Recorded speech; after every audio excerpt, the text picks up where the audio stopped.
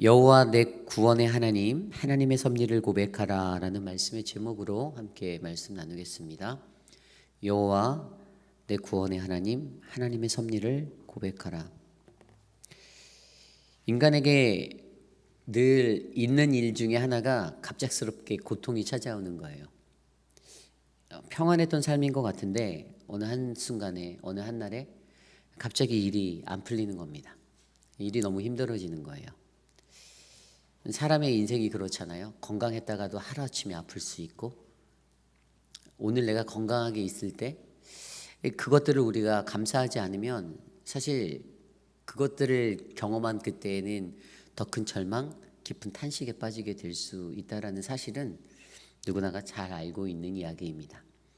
아마 그것에 대해서 부인하는 분은 이 자리에 아무도 안 계실 겁니다.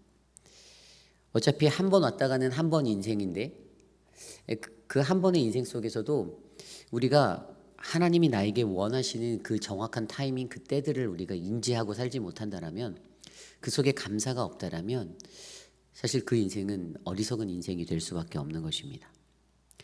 저는 기독교라는 이 테두리 안에서 우리가 종교적인 생활을 하는 것이 아니라 우리는 그냥 이 종교적인 것들을 뛰어넘어 그 너머에서 일하고 계시는 우리가 믿는 그 하나님, 그 하나님을 따르고 그 하나님을 바라보고 평생을 그분과 함께 동행해야 하는 그러한 한 영혼 그 인생들이 되시기를 간절히 소망합니다. 거기에는 감사가 있어야 하고, 거기에는 오늘 이 순간에 내가 어떠한 모습으로 살아가야 하는지에 대한 경종을 울리는 그 마음이 있어야 합니다. 오늘 우리가 묵상한 시편 88편 1절에서 18절까지의 말씀, 그 말씀은 갑작스럽게 자신의 삶을 뒤덮었던 고난 가운데 그 삶의 자리에서 하나님께 탄원하듯이 부르짖는 한 사람의 이야기가 나와 있습니다.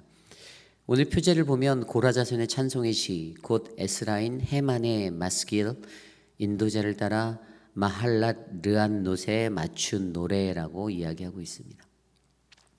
여기서 이 시편을 썼던 저자가 에스라인 헤만이라는 사람이다라고 우리가 알 수가 있죠.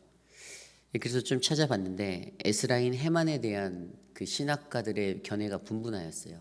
한 두 가지 정도로 나뉘는데, 어떤 사람은 이 사람이 고라 자손, 앞에 나온 대로 고라 자손의 그 찬양대를 인도하던 지휘자급의 그 사람이었다라고 설명합니다. 역대상 6장 33절 말씀과 37절, 38절, 39절 말씀에 그렇게 나와 있어요. 그가 바로 고라 자손의 사람이다라고. 그래서 그 자손의 사람들의 이름을 거론하면서 거기에 헤만의 이름이 딱 나와요. 그래서 이 역대상 6장 말씀에서 이 사람이 고라 자손의 사람이었구나. 그런데 열왕기상 4장으로 넘어가면 그 사람을 마흔의 아들 헤만이라고 나와 있어요. 근데 이 사람은 유다 사람입니다. 고로 이 사람은 고라 자손이 아닌 게 되는 거예요. 그런데 오늘 우리의 시편의 표제에는 고라 자손의 찬송의 시라고 기록되어져 있어요. 그래서 많은 신학자들이 그 두 가지 말씀을 놓고 누가 진짜 저자인가를 고민할 때 한 가지 결론이 뭐냐면, 고라 자손 중에 한 사람이, 그 사람이 그 에스라 가문으로 양자로 들어가서 그렇게 기록되어진, 그래서 고라 사람의 한 사람이 그냥 후대에 이 사람에 대한 것들을 잘못 기재해서 삽입해서 이렇게 표제가 되었다라고 설명합니다. 그렇게 중요한 건 아닌데 이것을 설명해 드리는 이유가 있습니다. 왜냐하면 이 시편을 썼던 사람에게는 그 사람의 오늘 1절부터 18절까지의 내용을 보면 다 자신의 고통, 극심한 고통을 하나님께 호소하고 탄원하고 있어요. 자기에게 닥쳤던 그 모든 것들을 토로하면서 하나님께 나아가고 있어요. 그리고 그러한 삶을 통해서도 그가 붙잡고 있는, 그가 바라보고 그가 의지하고 있는 것이 무엇인가를 오늘 우리의 말씀을 통해 보여주고 있습니다. 저는 오늘 이 아침에 저와 여러분에게 우리에게 주시는 이 시편 88편의 말씀을 통하여서 과연 우리의 인생 속에서 우리는 무엇으로 내 삶의 어려움들을 바라보고, 내가 그 삶의 어려움들, 고난들을 직면하였을 때 과연 나는 무엇을 붙잡고 무엇을 찾는지, 어떤 것을 의지하는지를 점검해 볼 수 있는 이 아침이 되시기를 간절히 소망합니다. 오늘 말씀을 보면요, 우선 인간이 생각할 수 있는 한 가지를 우리가 묵상하게 합니다. 그것은 바로 고통이 어디에서부터 오는가라는 질문이에요. 고통이 어디에서부터 오는가? 여러분들은 고난 당하셨을 때 여러분들의 고난은 어디에서부터 왔다라고 생각합니까? 그냥 세상이 나에게 준 고난인가요? 내 삶의 환경이 나를 넘어뜨리기 위해서 나를 힘들게 하려고 나에게 어느 날 갑자기 던져준 고난이 그것이 그냥 고난일까요? 우리는 이 고난에 대한 진단을 먼저 해야 돼요. 이 고난이 어디서부터 왔는지. 오늘 저자는요, 이 고난이 어디서부터 왔다라고 진단합니까? 말씀을 읽어보면 주께로부터 이 고난이 왔다라고 이야기해요. 주께서라는 단어를 사용해서 사용된 게 5절, 6절, 8절, 10절, 15절 말씀에 주께서, 또 주의 진노라고 표현되는 주의 노가 7절에서 16절에 와 있고요. 주는이라고 표현된 단어 18절의 말씀을 통해서, 그 단어를 통해서 자신이 호소하고 있는 자기의 상태, 모든 것들은 다 주님이 주셨다라고 그렇게 정의하고 있습니다. 저자는 이 고통이 세상으로부터 온 것도 아니고 이 고통은 주님이 나에게 주셨다라고 생각을 하는 거예요. 오늘 말씀에 보면요, 3절 말씀에 나의 영혼에는 재난이 가득하다, 나의 생명에는 스월에 가까웠다, 죽음이 가까웠다라는 거죠. 그리고 나는 무덤에 내려가는 자와 같이 인정되고 힘없는 용사 같고 죽은 자 중에 던져진 바 되었고 죽임을 당하여 무덤에 누운 자 같다라고 자신의 상태를 표현합니다. 오늘 표제에 나와 있던 대로 뒤에 보면 마할란느 안노세 맞춘 노래, 이 마할란느 안노시라는 원어를 풀어보면 질병, 병자를 위한 연주라는 뜻입니다. 그러므로 고로 우리가 이 시편의 표제를 통해서 유추할 수 있는 것은 이 사람은 어느 한순간에 건강했다가 갑자기 몸에 질병이 찾아왔거나 육신의 연약함을 마주한 사람이다라고 이해할 수 있죠. 갑작스러운 고통, 고난을 당했던 사람이 자신의 삶의 형태를 나의 영혼에는 재난이 가득하고 나의 생명은 죽음에 가까웠고 그렇게 막 설명을 하는 거예요. 그리고 그 뒤에 말씀을 보면 주께서 그들을 다시 기억하지 아니하시니, 이제 주께서 6절에도 주께서 나를 깊은 웅덩이와 어둡고 음침한 곳에 두셨다. 8절에서도 주께서 내가 아는 자를 내게서 멀리하게 하셨다. 10절에 주께서 죽은 자에게 기어이 한 일을 보이겠나이까. 그 다음에 그 뒤에 말씀 15절에도 내가 어릴 적부터 고난을 당하여 죽게 되었사오며 주께서 두렵게 하실 때에 당황하였나이다. 이렇게 설명하고 있습니다. 그 모든 것의 주체가 주님이세요. 갑작스러운 고난을 당한 것, 내가 아픈 것, 내 육신이 힘든 것. 제가 아직 40대이기 때문에 잘 모를 수 있어요. 근데 분명히 여기는 많은 성도님들이 잘 아실 것 같아요. 나이가 들면 내 몸이 20대 같지 않구나, 30대 같지 않구나. 20대, 30대는 진짜 돌도 씹어먹을 것처럼 건강했는데 나이가 들면 들수록 이게 아닌 거예요. 단 한 번도 아프지 않다가 갑자기 아프신 분들도 주변에서 많이 보게 돼요. 어르신들. 여러분, 그것은 다 하나님의 손에 달려있는 것임을 인정하셔야 됩니다. 그런데 인간이라는 게 연약해서 어떻습니까? 그 상황이 되면 오늘 시편의 저자처럼 하나님을 원망합니다. 하나님께 불평해요. 하나님 왜 나한테 이렇게 했냐라고 하나님께 그 화살을 돌립니다. 고통에 대한 하나님께 불평하는 멘트로 나가는 것 같이 보이고 있어요. 오늘 시편의 저자의 말도 하나님께 꼭 불평하는 느낌으로 제가 말씀을 읽는데, 이 사람 불평하는 것 같은데? 그런데 잘 들여다보니까 사실 불평 너머에 이 사람이 붙잡고 있는, 시편 저자가 붙잡고 있는 한 가지가 눈에 보이더라고요.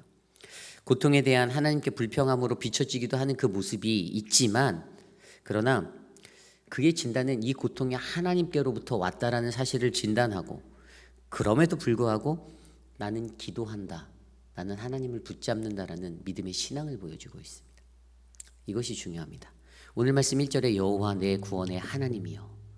여러분, 이 내 구원의 하나님이여라는 이 단어가 얼마나 임팩트 있는 단어인지 아십니까? 한번 상상해 보세요. 질병 가운데 자신의 연약함을 철저하게 마주한 그 삶의 존재가, 그 자아가 이 고백을 하는 거예요. 여호와 내 구원의 하나님. 몸은 아파 죽겠는데 나를 구원할 분이 여호와 하나님이다라고 설명하는 겁니다. 자신의 고백입니다. 몸이 너무나도 힘든데 그래서 어떻게 한다고 나왔어요? 내가 주야로 주님께 부르짖습니다라고 1절에 기록하여져 있잖아요. 나에게 기도가 주 앞에 이르게 하셔 달라라고 간구하지 않습니까? 주님, 내 부르짖음에 귀 좀 기울여 주세요. 1절, 2절의 말씀에 그렇게 기록되어져 있잖아요. 내가 기도합니다. 하나님, 내가 그럼에도 불구하고 나는 여호와 내 구원의 하나님께 나는 기도합니다라고 말하는 겁니다. 참 은혜가 되지 않습니까? 사람에게 이러한 마음이 있어야 되는데 사실 우리들은 연약한지라 우리들이 그 상황들을 마주할 때면 우리들은 쉽게 불평하고 쉽게 하나님 원망하고 쉽게 하나님을 떠나기도 하고 그러한 인생들을 살고 있죠. 그런데 오늘 저자는 분명히 하나님을 섬기고 하나님을 영화롭게 해야 된다라는 그 믿음의 삶에 대해서 너무나도 잘 알고 있었기 때문에 그분을 붙잡으려 합니다. 하나님을 붙잡으려 합니다. 그래서 우리는 고민해 봐야겠죠. 나는 고난 중에 나는 하나님을 붙잡고 있는가? 나는 그분을 붙잡는가? 과연 나는 갑작스러운 고난 앞에, 환난 앞에 망연자실하는가? 자포자기하는가? 아니면 하나님을 간절히 붙잡는가?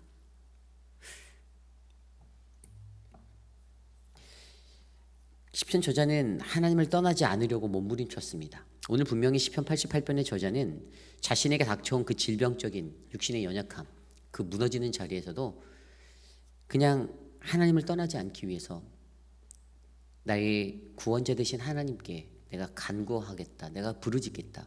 그러니 나 좀 도와주십시오. 주님, 나 좀 회복하여 주십시오. 그 기도를 오늘 드리고 있는 것입니다. 오늘 이 시편 저자의 인생을 살펴보면 욥의 인생이 생각났어요. 욥은 어떠한 사람이었습니까? 세상 속에서 하나님 앞에 의인이다라고 칭함을 받을 수 있었던 한 사람이었어요. 모범적인 삶을 살았습니다.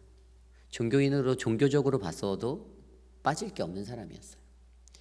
사람들에게 좋은 선행을 많이 하고 자식들도 평안하고 남부러울 게 없었던 인생이었습니다. 그런데 suddenly 어느 날 갑자기 one day 이 일들이 일어났습니다. 하루아침에 자식들이 다 죽었습니다. 집안이 폭삭 망했습니다. 아내도 등 돌리고 아내는 하나님을 내가 믿는 하나님 욕이나 하고 죽어라라고 그냥 핀잔이나 주고 그때 우리가 동일하게 고민할 수 있는 고민이 욥에게도 일어났죠. 왜 하나님은 선한 이에게 이 고난을 주시는가? 왜 갑자기 나를 이렇게 힘들게 하는가? 도대체 이 고난이 무엇인지. 그렇기 때문에 우리는 늘 이 고난에 대한 진단을 해야 된다는 사실이에요. 앞서 말씀드린 대로. 고난을 진단하실 때 그리고 그 고난이 어디서부터 왔는지를 명쾌하게 분별하시길 바랍니다. 세상이 주는 고난이 아니라 하나님이 내게 주시는 고난. 우리가 살아가는 이 현실 속에서도 욥과 같은 사람들이 많이 있죠. 그런 어려움에 당하는 이들이 많이 있습니다. 그 고난 앞에서 망설이고 주저하고 주저앉는 분들도 많습니다. 착하게 살았는데, 내가 정말 선하게 살았는데, 나 교회도 열심히 갔는데, 근데 하나님 왜? 그런 갑작스러운 고난이 우리에게 닥쳐온다 하여도 그때 어땠죠? 욥은요, 새 친구들이 찾아와서 자신들이 막 위로한다고 수백 가지 말을 다 하고 막 했어요. 근데 절대 위로가 되지 않았습니다. 인간적인 말이 아무런 도움이 되지 않았어요. 오히려 그의 마음을 불편하게 하고 오히려 그의 마음이 더 하나님께 등 돌리게 하는 그런 마음으로밖에 되진 않았습니다. 그런데 욥기에서 하나님이 주시는 진리를 발견하는 것이 무엇이냐면 그 욥기서의 거의 간접적인 이제 결론을 내주는 자리에서 그 모든 것들은 하나님의 섭리다라고 우리에게 알려주고 있습니다. 하나님의 섭리. 하나님의 섭리가 무엇입니까? 욥기 1장 21절 말씀에 보면 욥의 기도가 나와요. 내가 모태에서 알몸으로 나왔사온즉 또한 알몸이 그리로 돌아갈지로다. 주시니도 여호와시요 거두시니도 여호와시요 오직 여호와의 이름이 찬송을 받으실지어다. 아멘. 주신 분도 하나님, 거두실 분도 하나님. 그 인생의 원리를 이해하시는 분은요, 하나님의 섭리를 깨달은 사람입니다. 욥에게는 이 하나님의 깨달음이 있었어요. 그래서 하나님을 욕하지 않으려고 몸부림쳤고요. 하나님을 끝까지 붙잡아 보려고 노력했던 사람. 그리고 결국에는 그 고뇌와 그 번뇌 가운데서 마지막에 내가 여태까지는 주의 말씀을 보기만 하였는데, 이제 듣기만 하였는데 이제 내 눈으로 보겠다라는 그 믿음의 고백을 하잖아요. 여러분, 이것이 중요합니다. 하나님의 섭리 자체를 몸으로 이해하고 깨닫는 것. 그래서 오늘 내 삶 속에서도 내게 주어지는 어떠한 고통도, 이것은 하나님이 나를 연단하고 나와의 무너졌던 관계를 회복하기 위한 도구로 하나님이 사용하신다라는 그 섭리를 이해한 사람이라면 갑작스럽게 닥치는 그 모든 고난, 그 모든 어려움들도 다 잘 이겨내실 수 있다라는 사실을 저와 여러분들은 기억하셔야 합니다. 오늘 우리는 말씀을 통해서 시편 저자가 부딪혔던, 사실 이 고통이 주님의 진노가 주님이 나에게 고통이 이 주님의 진노 때문에 왔다라고 이해하였던 그 모습, 어찌 보면 어긋나 오해인 것 같으면서도 인간이면 누구나 다 할 수 있는 그런 오해. 그런데 올바른 그리스도인이라면 거기에 더해서 하나님의 섭리로서 이것들을 받아들일 수 있는 그 마음을 우리에게 요구한다라는 사실입니다. 진정한 그리스도인이라면 어떠한 상황 속에서도 불평과 불만을 내뱉기보다는 하나님의 섭리 가운데 감사하며 그 일들을 감당하셔야 합니다. 쉽지 않죠. 어떻게 고난 중에 감사할 수 있습니까? 어떻게 힘들어 죽겠는데 막 짜증이 나고 분이 치밀어 오르고 누군가의 관계 속에서 어그러진 것 같아서 그러면 막 저 사람만 봐도 이름 석자만 들어도, 아니 이름 초자 초성만 들어도 그냥 막 보기도 싫다고 막 그럴 텐데, 왜 하나님은 우리에게 그 고난을 통하여서 하나님의 섭리를 깨닫게 하실까요? 그리고 그것으로 말미암아 하나님이 우리에게 어떻게 해요? 그 모든 상황 속에서 나에 있는 거 다 제하여 버리시잖아요. 오늘 말씀 18절에 보면 이렇게 나와 있어요. 주는 내게서 사랑하는 자와 친구를 멀리 떠나게 하시며 내가 하는 자를 흑암에 두셨다. 이게 무슨 말인지 아십니까? 우리가 누군가가 곁에 있을 때는 고독이라는 것을 쉽게 느끼지 못하잖아요. 그런데 인간적인 존재의 그 옆에 있는 사람이 사라지고 나면 고독을 느껴요. 제가 예전에 유학생으로 있을 때 달라스에서 이제 공부하고 살아갈 때 이제 부모님이 한국에서 오셨다가 딱 석 달을 딱 꽉 채우고 가셨는데, 맥시멈이 있을 수 있는 게 이제 이스타로 들어오면 석 달이니까 석 달 있다가 공항에 모셔다 드리고 왔는데 빈 방에 홀로 딱 들었는데 너무 썰렁한 거예요. 완전히 그때 느꼈던 고독은 이루 설명할 수가 없어요. 그런데 인간이라는 존재가 그래요. 눈앞에 누가 있으면은 고독하지 않다라고 느끼지만 누가 없으면 인간이라는 존재는 다 고독을 느끼게 되어 있어요. 그런데 하나님께서 오늘 시편 저자의 모든 삶의 그것까지도 다 제거하여 버리신 거예요. 싹 사라지게 한 거예요. 왜죠? 그것은 인간은 늘 사람을 의지하는 것이 아니라 하나님을 의지하는 것을 그가 가르쳐 주려고 하셨던 것입니다. 고로 우리가 직면한 고난의 자리, 그 자리에서 이 고난은 어디로부터 오는가의 진단을 정확하게 하시고, 이 고난이 바로 하나님으로부터 주어진 것, 그럼에도 불구하고 나는 기도한다라는 시편 저자의 그 모습처럼 끝까지 나는 하나님을 붙잡겠습니다. 나는 하나님만 의지합니다. 세상의 사람이 아닌 내가 하나님만을 의지하여 살겠습니다. 내 곁엔 아무도 없어도 내겐 하나님이 계십니다라는 이 믿음의 고백으로 여러분들의 발걸음을 옮기시기를 간절히 소망합니다. 오늘 우리에게 주신 말씀을 놓고 함께 기도하기 원합니다. 어쩌면 우리는 오늘 하루를 살아갈 때 갑작스럽게 죽음의 위기를, 절망적인 그 위기를 직면할 수도 있습니다. 아무도 몰라요. 제가 저 문 밖을 나가다가 쓰러질지 어떻게 합니까? 아무도 모릅니다. 그런 하나님의 우리의 삶의 중심에서 우리의 주권자 되시고 우리의 모든 것들을 주관하시는 그분의 섭리를 내가 인정하는 것이 너무 중요합니다. 그렇기 때문에 저와 여러분들에게도 오늘 하루가 정말 소중하고 귀중한 삶이 되셨으면 좋겠습니다. 내게 이 하루를 주신 거 감사하며 1분 1초라도 낭비하지 마십시오. 그냥 최선을 다해서 아낌없이 여러분 마음껏 하나님 앞에서 내 여호와 구원의 하나님, 그분 고백하며 살아가시기를 간절히 기도하기 원합니다. 이 시간 그것을 위해 함께 기도하기 원합니다.